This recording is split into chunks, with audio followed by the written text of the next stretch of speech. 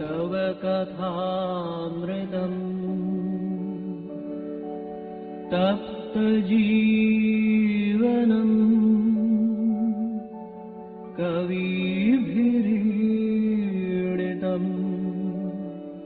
कल्मषापहम्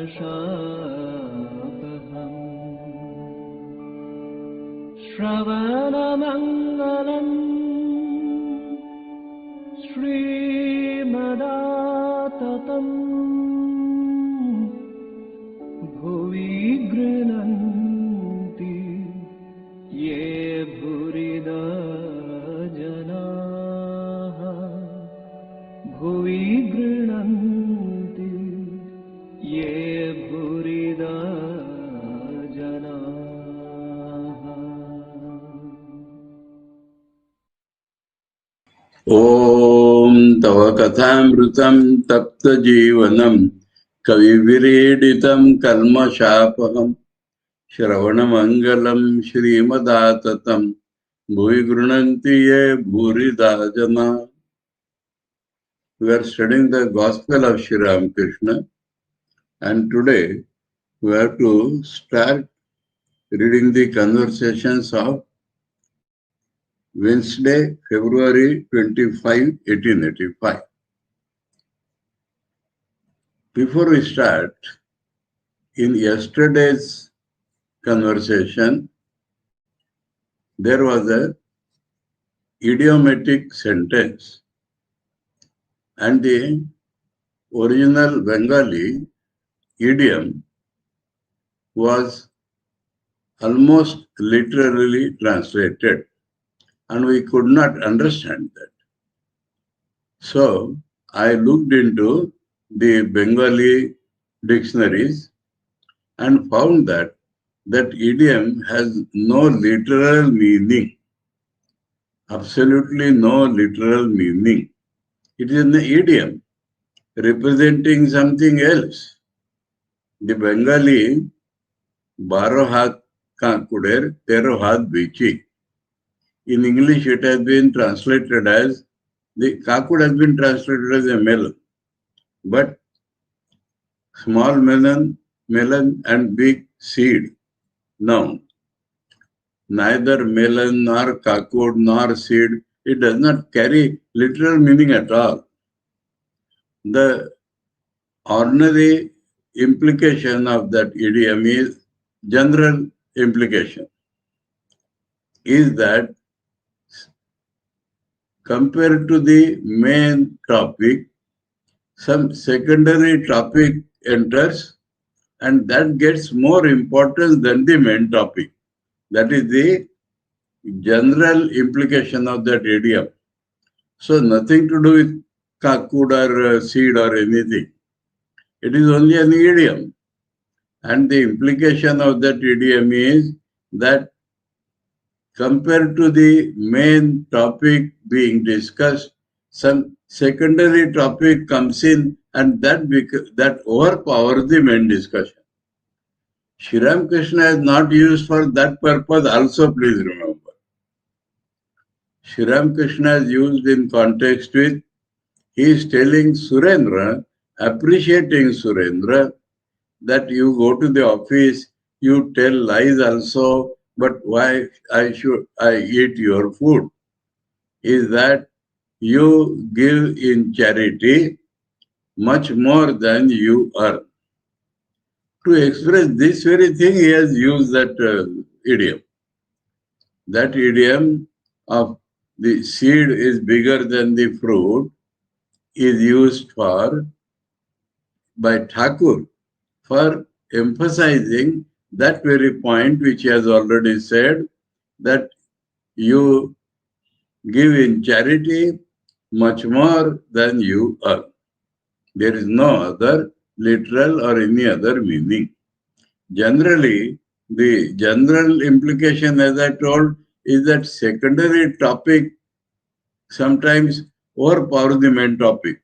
But Thakur has not used in that sense also. Thakur has used in his own sense. And that is, you are giving in charity much more than you are earning. That is the only meaning. Now we come to today's topic.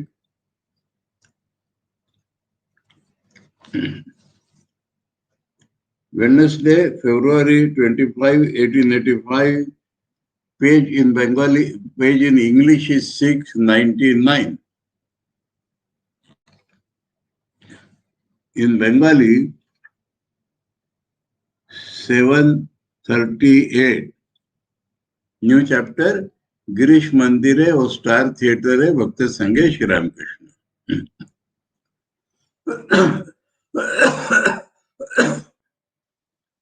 Sri Ramakrishna was at the house of Girish Ghosh in Bosepada Lane, Calcutta. They could have added Bosepada Lane, Bagh Bazar, Calcutta. It was about 3 o'clock when M arrived. Sri Ramakrishna is already in that house. M arrives at 3 o'clock and prostrated himself before him. If you remember, in the beginning, M did not know the Indian tradition. Like English educated people used to just put hands together. But learning from Sri Ramakrishna, he has understood the proper way of showing respect to a guru or godlike person is to prostrate before him. So it is mentioned here, M arrived and prostrated himself before him. The master was going to see a play at the Star Theatre. For that, he has come to Girish's house first. He was talking with the devotees about the knowledge of Brahman. That is his constant talk. What else will he talk? But Master Maharshi has mentioned that as the running context when Master Maharshi reached there.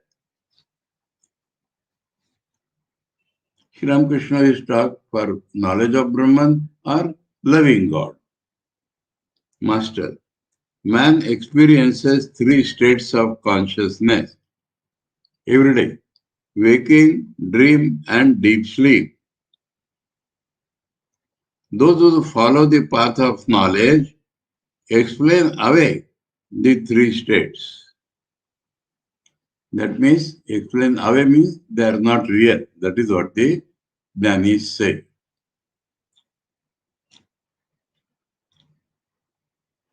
According to them, Brahman is beyond the 3 states. It is also beyond the gross, the subtle, and the causal bodies. In these 3 states, in the waking state, we are using our gross body. In the dream state, we are using our subtle body, mainly the mind. And in deep sleep, we are using our causal body. Causal body means that is the cause of the dream body and the waking body. So it is called causal body. So Thakur has equated both these things. It is also beyond now Brahman is beyond that. Beyond the gross, the subtle and the causal bodies. And beyond the 3 gunas, sattva, rajas and tamas. Now, people sometimes equate these 3 states with the 3 gunas, but we cannot say which is which. But other analysis of this world is that this world sometimes is encouraging sattva. What is sattva? Sattva, the state of being, existence. Now, pure existence, real existence belongs to Brahman only. But the existence of the world or our existence is derived from Brahman and it appears as if we have separate existence. That is the Sattva Gun. Sattva gun means the state of existence which appears to be existence but separate from Brahman, whether of the world or ourselves. Then Rajas. Now, if our existence is separate than Brahman, then there has to be something which separates it, and that something is always compared to a color. A white or transparent glass is Sattva. Then red color generally or any color. If we color that plate, glass plate, then it does not remain transparent. It becomes translucent. That means we see not so clearly and we see as if tinted with that color. This is, please, I am giving this Vedantic definition of the three gunas, not the normal Sankhya definition. So, because Vedanta believes in unity, and so these three should be explained like that. The first is the existence, and this existence, if it is separate from Brahman, it requires something to separate it. In practical life, it takes two forms. I am like this. I am a man. I am a woman. I am a sannyasi. I am a grahastha. I am a Brahmin. All this is the separation from Brahman. And this is called the Malina Sattva. Not the pure Sattva, but the impure Sattva. Now it has become so due to what is Rajogun, Ranjayatiti Raja, that which colors is called Rajogun. Now, how to find it in practical life? I am like this. I like this. Two things. I am like this. I am not like that. I am not like that. I am like this. My characteristic is like this. Do we not feel like that? That is Rajogun. And second part of it is, I like this color, I like this taste, I like this, I do not like this. That is the second aspect of Rajogun. And then, if this Rajogun becomes too much, take that example of the glass plate. Any color, if it becomes too dark, becomes almost black. Any color, when it becomes too dark, it does not remain translucent, it becomes opaque. We cannot see the other side.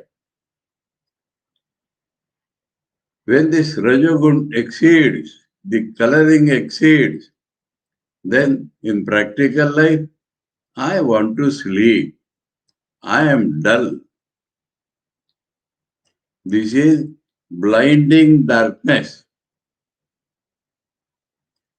That is called Tamogun. Tama means dark, blinding darkness. That is due to actually the Raja being too much solidified. In normal life, Rajogun throughout the day, when the sun shines, blood becomes warm, that is Rajogun. And when it becomes night, we have done activity throughout the day, so we become tired and we sleep, that is Tamogun. So the Raja itself leads to Tamogun. Now these three are descriptions of this world. Brahman is also called Nitya Sattva. Brahman is the pure Sattva. Brahman is the existence one without a second. So there no possibility of particularization, which is Rajogun, no possibility of another name for Tamogun should be inertia. I do not want to change. Whatever you tell me, I can do. but do not ask me to change. This inertia is tamagu. Now in Brahman, in the reality, there is no chance of these things. It is ever free, ever same. Where is the question of change? It has no tint. It has all tints or no tint. And that is why Brahman is beyond all these three gunas. I think I made it as clear as possible. All these are Maya. So, when these are present, that is what? Not Brahman. Brahman in appearance, that is called Maya. So, all three become definition of Maya. Beyond all the three states are Maya. All the three types of bodies, Maya. All the three gunas, Maya. Like a reflection in a mirror. Marina Sattva, not actual real existence, but like a reflection.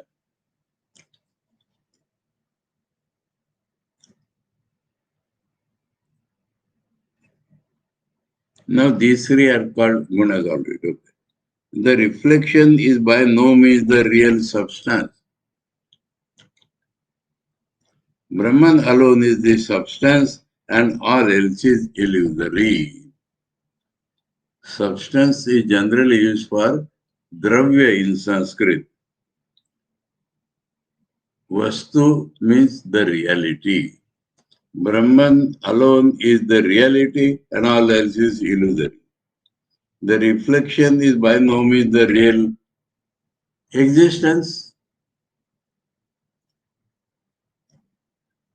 The knowers of Brahman say further, knowers of Brahman say further. That means those who know it, not speculation or guesswork or only terminology.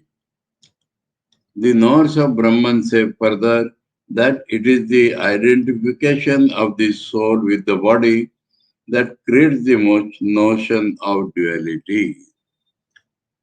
Another way of putting the same thing. Soul, Atman, spirit, consciousness.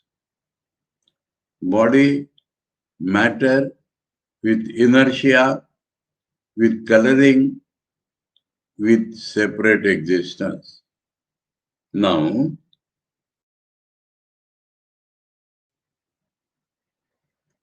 this cannot have any connection with this. Existence pure, all pervading, beyond everything. How can such a thing have any connection with the reflection or condition? How can it have any connection?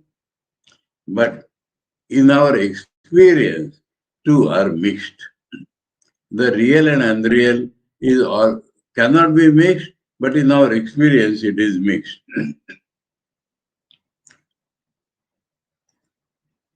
So that creates the notion of duality.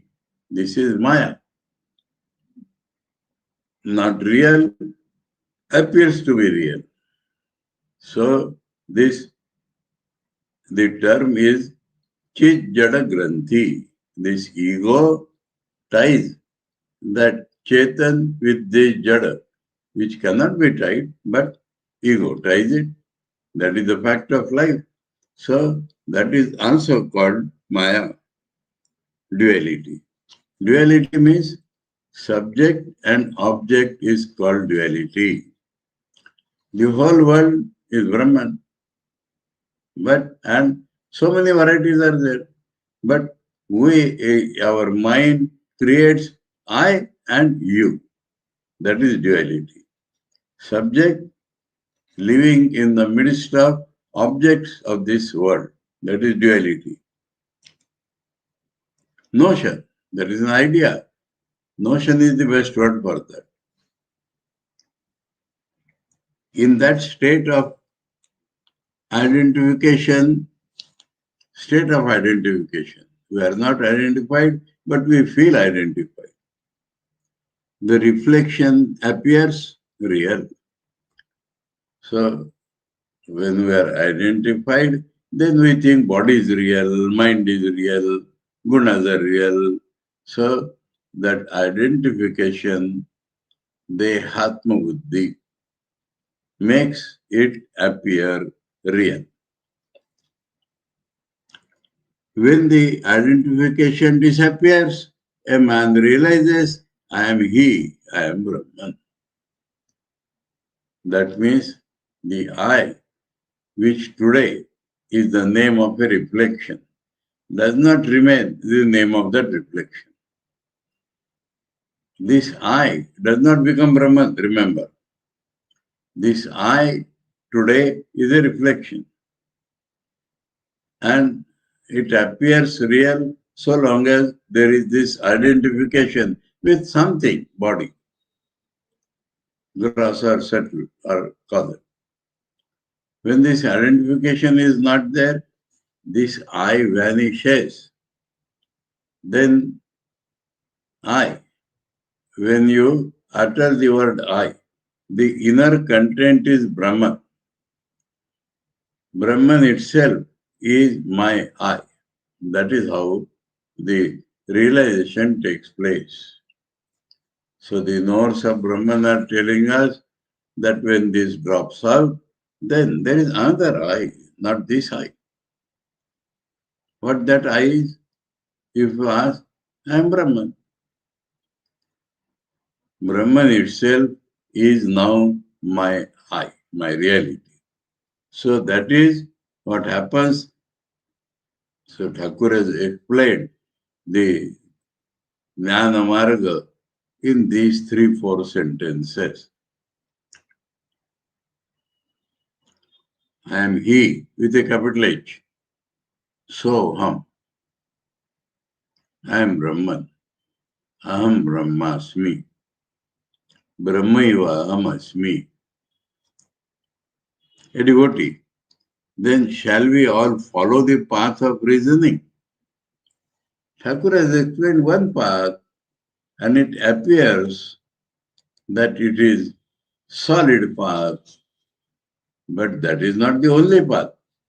But an impression was being created in the mind of the listener because Thakur has presented it so rationally, so beautifully, so convincingly that the impression comes that shall we all follow the path of reasoning? Thakur has replied, Master, reasoning is one of the paths. It is the path of Vedantists. So it is the Vedantists who discriminate like that and go on discriminating, throwing out that which is not real. So only that is real will remain. That is the Jnana path, path of the Vedantist. But there is another path. The path of bhakti, love of God, love and respect for God. Bhakti has two elements. A sense of greatest, and an attraction. Together they are bhakti. If that great sense is not there, ordinary love, like boy and girl chemical attraction, that is not bhakti. And if only respect is there, that is also not bhakti. So bhakti has two elements, that nothing greater than God in any respect whatsoever. Shankaracharya has actually said the meaning of the word Brahman is that greatest in all respects, that is Brahman.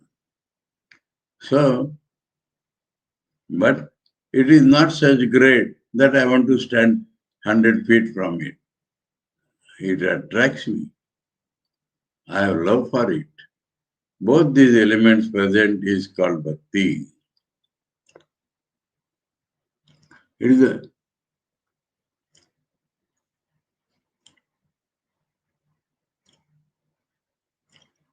but there is another path, the path of bhakti. Path. By this feeling of love and greatness, we reach Brahman. So the question is, this is superior, that is superior does not arise. You have to, because it is a path, you have to walk on that path. And both paths lead to the same goal. If a bhakta weeps longingly for the knowledge of Brahman, he receives that as well. So that is according to the scriptures. But it is the credit of Thakur that he has brought this to light. Otherwise, even today, those who have not been touched by Thakur's ideology, the Jnanis think we are Advaitists and the Bhaktas are lower. And the Bhaktas also think that the Bhakti remains only in Dvaita. And Jnana is something dry and beyond. Thakur is telling again and again that Bhakti can lead to knowledge of Brahman also. So, path. This path does not stop at some stage. Also because normally the Bhaktas do not go that high. Normally the Bhaktas think, I will be near God, I will be in the same sphere where God exists, I will be in heaven with God, I will be near God, even my form will be like God, I will be joined with God, but that is not identity. They do not think of identity. But if they want, if God wills, they can also get that. This is Thakur's, in a way, unique contribution to the field of spirituality.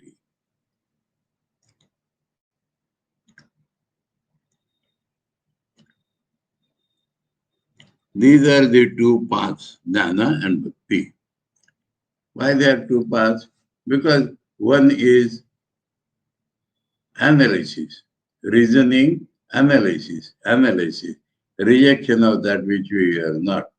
The other is attraction, love, feeling of greatness, more and more, resulting in even knowledge of Brahman. One may attain the knowledge of Brahman by other path. Again, he has repeated that. Some retain bhakti even after realizing Brahman. That is another thing which is emphasized by Thakur, not emphasized sufficiently by Shankaracharya. Or the orthodox, traditional, so-called traditional Vedantists. Some retain bhakti even after realizing Brahman in order to teach humanity.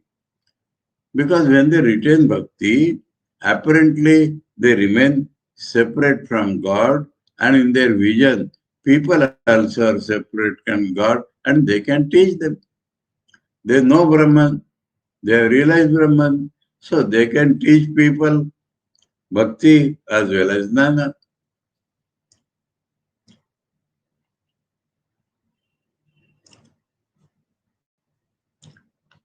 And how the bhakta reaches him? Weeps longingly. Weeping is an external expression of that very longing. Only weeping will not do. And longing has to be expressed. So, both.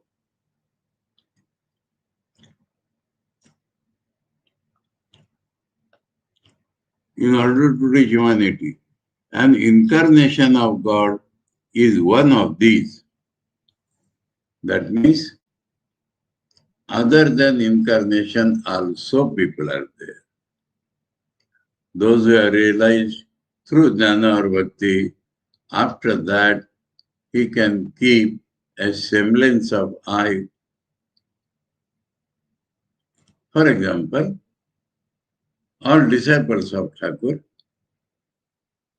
So, avatar, etc. Avatar is one of them. Others also are there. So, there are people like Thakur's disciples who can teach humanity. A man cannot easily get rid of the ego.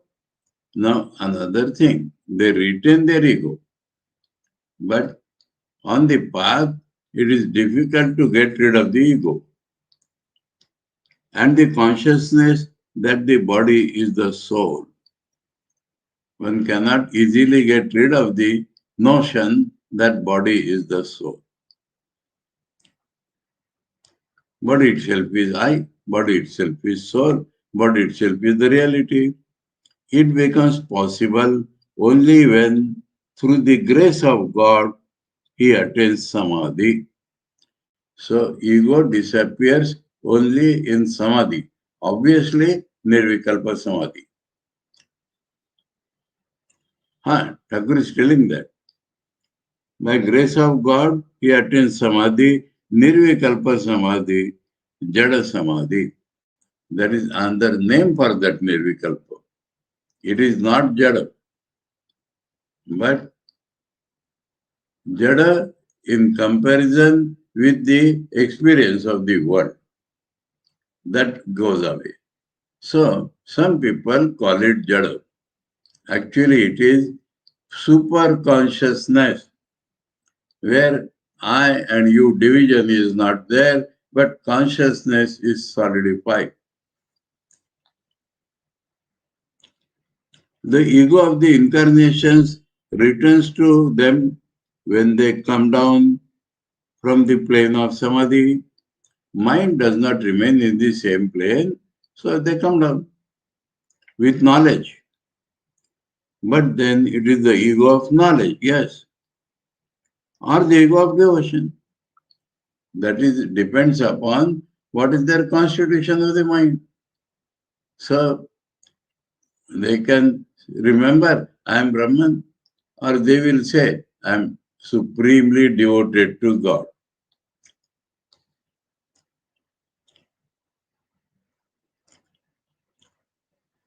Through the ego of knowledge, they reach men. Shankaracharya kept the ego of knowledge. Just now I told that he has not emphasized this coming down so much, immanence of God. Through the ego of devotion, Chaitanya Dev tasted divine love and enjoyed the company of the devotees. Two properties. He tastes the divine love. For tasting, one appears to be little separate. But he company of the devotees. He talked about God and chanted his name. That is also possible because he has kept the ego of bhakti.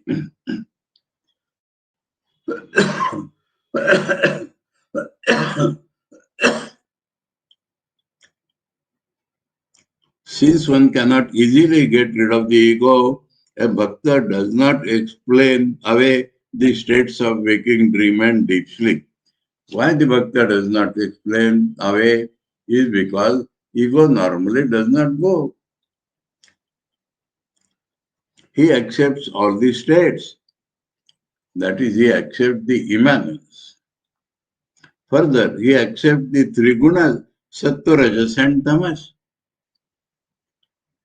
Accepts as real, accepts as Brahman itself appearing as these, accepts these as on the path, so accepts as all these implications.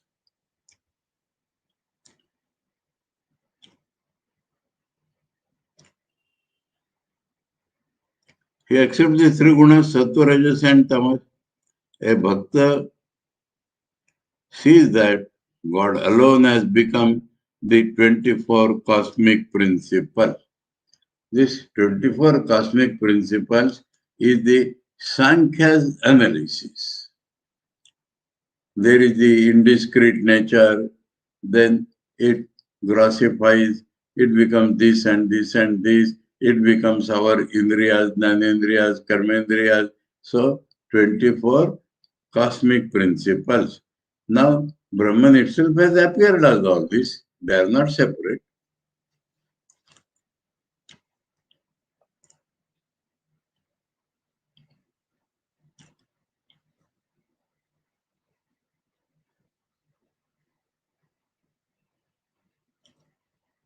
The universe and all living beings. So, the cosmic principles, that is matter. Universe, the entire world of objects, and souls, the individuals. All these three are appearances of the same Brahman. So when he keeps the separate eye, he can see all these. A Bhakta sees, that is real Bhakta, na? He sees that God alone has become the 24 cosmic principles, the universe, and all living beings. Living beings means conscious beings. He also sees that God reveals himself to his devotees in a tangible form, which is the embodiment of spirit. This is another thing, that God assumes a divine form for bhaktas. The jnanis do not want this form in their constitution, but the bhaktas, for them, God appears as a special form, divine form.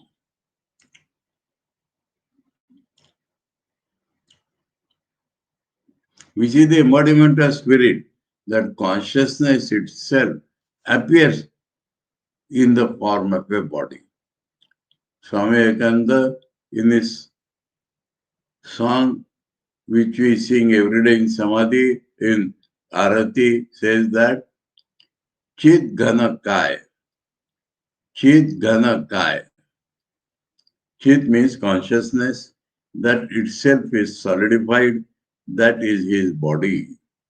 So, that is what is meant here.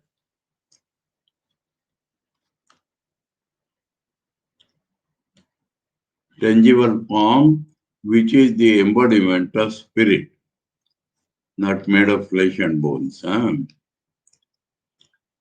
bhakta takes shelter under the Vidya Maya. Now, if we analyze, this also is Maya. Every appearance is Maya. But Thakur tells us that within Maya, there are certain things which help us go Godwards, and certain things which drowns us more and more. So Vidya Maya and Avidya Maya. Maya, but Vidya.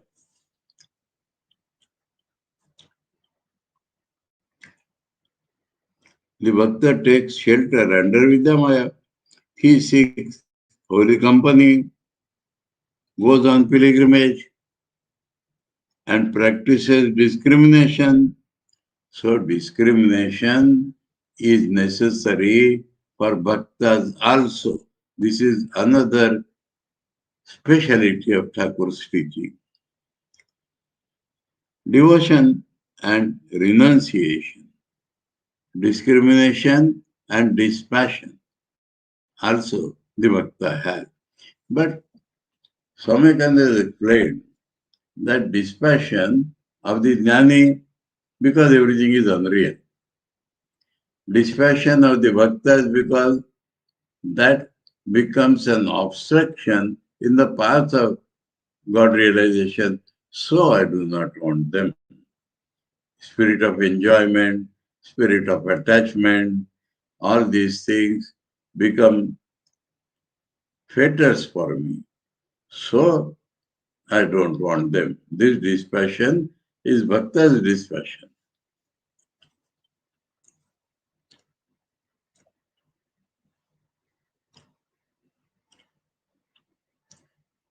So discrimination and dispassion necessary for him also in his own way.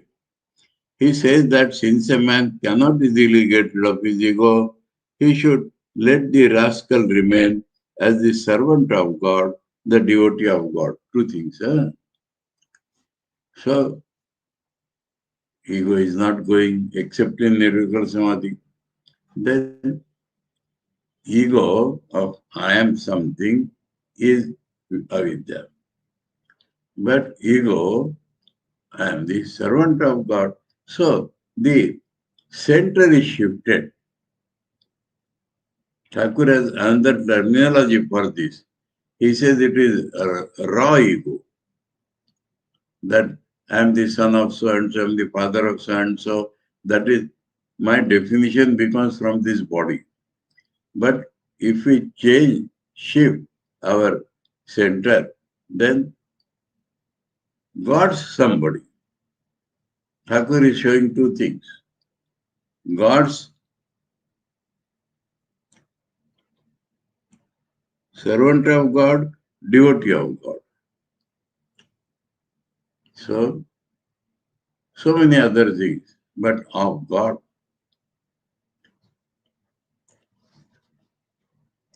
Then this path actually starts. But a bhakta also attains the knowledge of oneness. He has come back to that. He sees that nothing exists but God.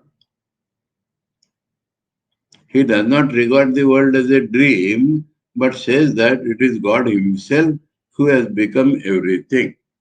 So, unreal, God is real, God becomes all this. Then only the bhakta has fulfilled his life. In a wax garden, you may see various objects, but everything is made of wax. But a man realizes this only when his devotion to God has matured. Parabhakti.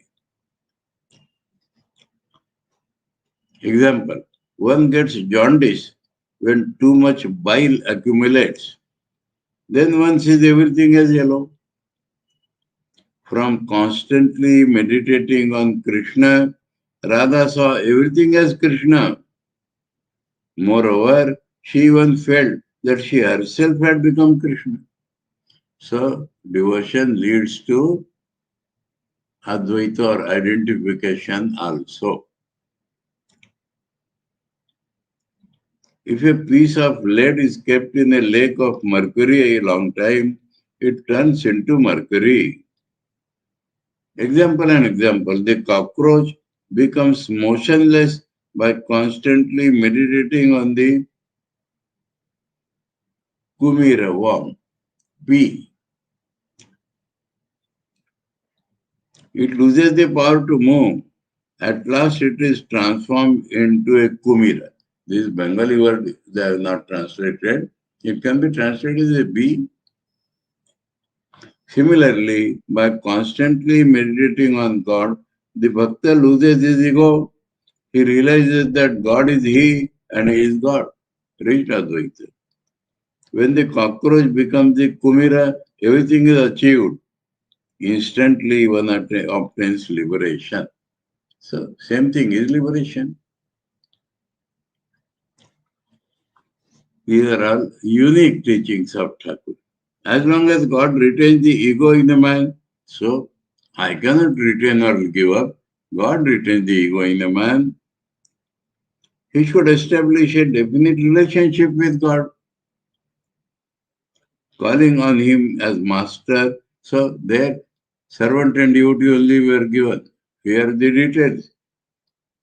Calling on him as master, mother, friend, or the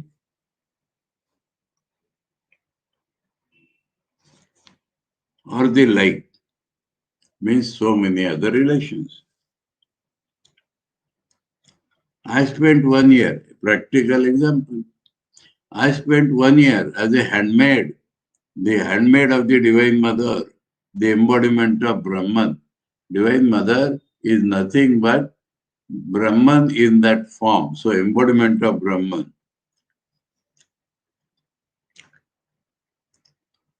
I used to dress myself as a woman. I put on a nose ring. One can conquer lust by assuming the attitude of a woman. So this is another thing has come here. I am a man. So other is a woman, and that is the sexual attraction. But if I am a woman, is practiced always fully, then woman does not have sexual attraction for woman. Forget the modern distortion.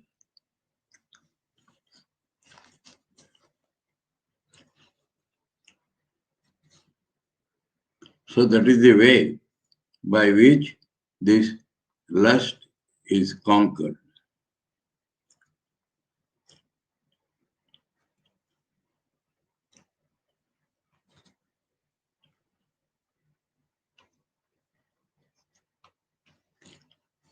This is why Chaitanya Dev taught man to have this Madhur Bhav with God. One must worship the Adya Shakti, the original Shakti. Adya means original, without a particularization. We are not calling her Durga or Kali or Saraswati. The original Shakti. She must be propitiated. She alone has assumed all female forms. Therefore, I look on all women as mother. So she will be happy. The attitude of looking on woman as mother is very pure. The Tantra mentions the Vamachara method also. Vamachara means righteous, unrighteous, right, left. Vama means left. So left-handed practices. That means instead of looking woman as mother, I'm seeing woman as wife. But that is not a good method. It causes the aspirant's downfall. A devotee keeping an object of enjoyment near him has reason to be afraid. So immediately it is a path, but dangerous. Because subject enjoying the object, that is a normal tendency of man. Looking on woman as mother is like fasting on Ekadashi day without touching even a drop of water. Nirjala Ekadashi. In this attitude, there is not the slightest trace of sensual enjoyment. Another way of observing the Ekadashi allows the taking of fruit and the like.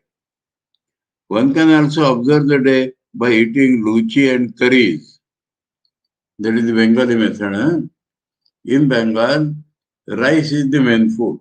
So if you avoid rice, it is Ekadashi. So Thakur has given 3 grades of Ekadashi.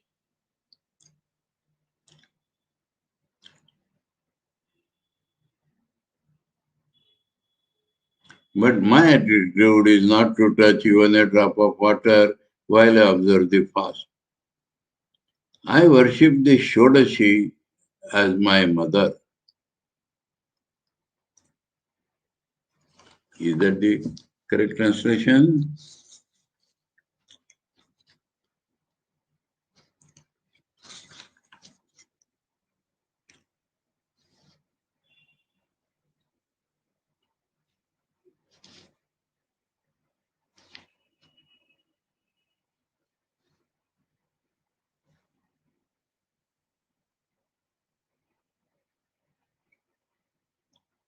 আমি মাতৃভাবে ষোড়শীর পূজা করেছিলাম.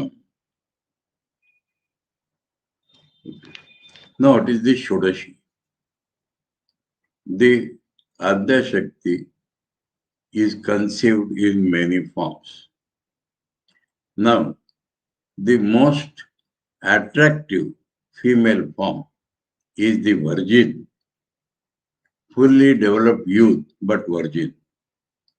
That is the 16 years of age. It has several names: Tripura Sundari, Rajarajeshwari, Lalita. These are all names of Shodashi. So, Kanyakumari, that is Shodashi. So, Thakur worshipped Shodashi as his mother. So, most beautiful, young, virgin, but not an object of enjoyment. She is my mother.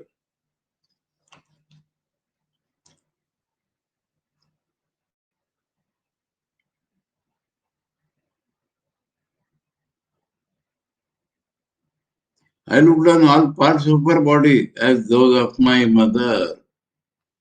You see, shall we go into little more details?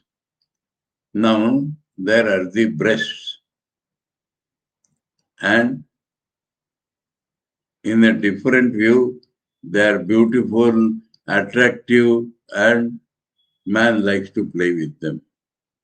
But a child looks upon the breast only as the source of milk, nothing else.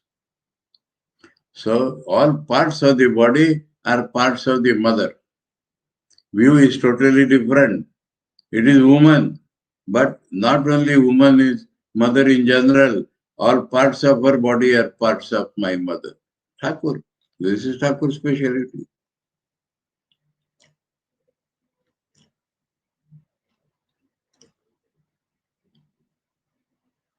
This attitude of regarding God as mother is the last word in sadhana.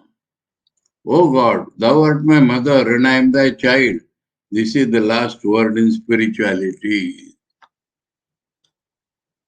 Last word means after everything done and achieved, that is the state which Thakur has assumed for his living the life.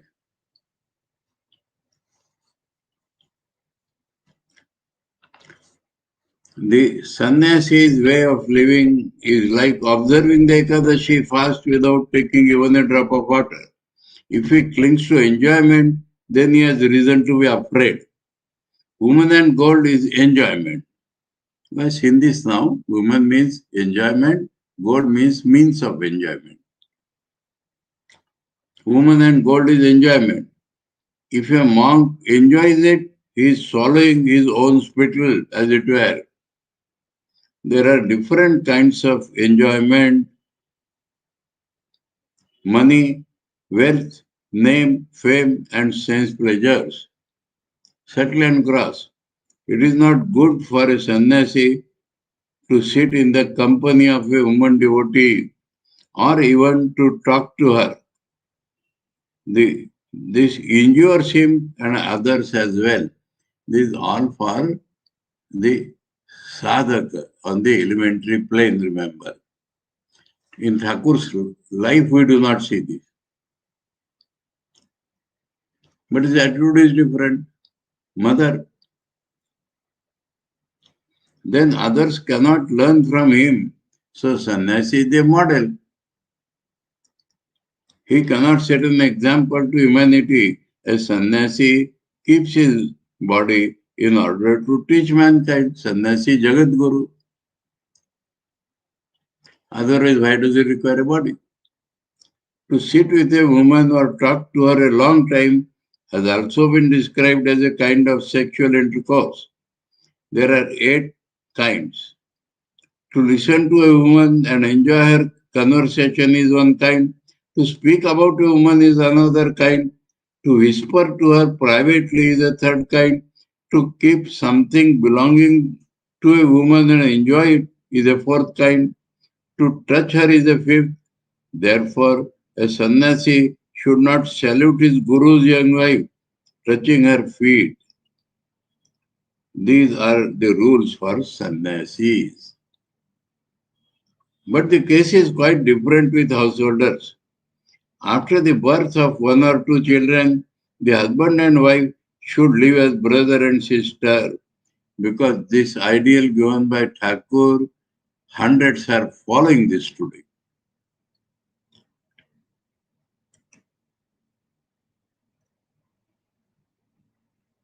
The other 7 kinds of sexual intercourse do not injure them much because he is living in the house. He has habituated that. A householder has various debts. Debts to the gods, to the fathers, to the rishis. He also owes a debt to his wife. He should make her the mother of 1 or 2 children and support her if she is a chaste woman.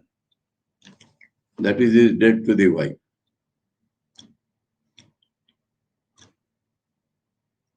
Householders do not know who is a good wife and who is a bad wife, who is a Vidya Shakti and who is Avidya Shakti. That is the definition of good and bad.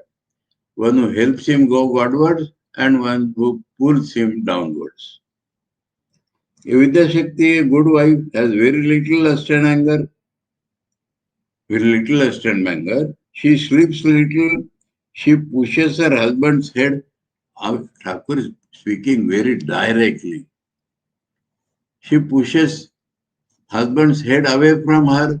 She is full of affection, kindness, devotion, modesty, and other noble qualities. Such a wife serves all, looking on all men as her children.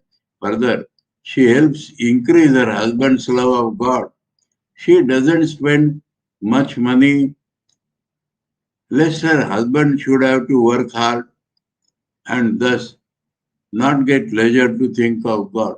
What a beautiful description. And in Thakur's life, we will see models. Balram Babu's wife fits in all this description.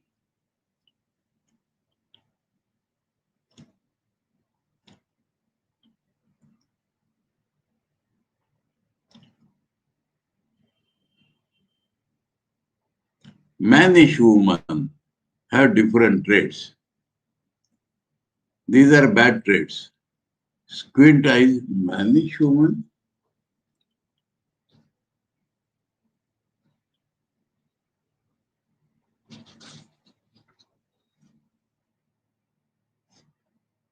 Purush Mayor, correct.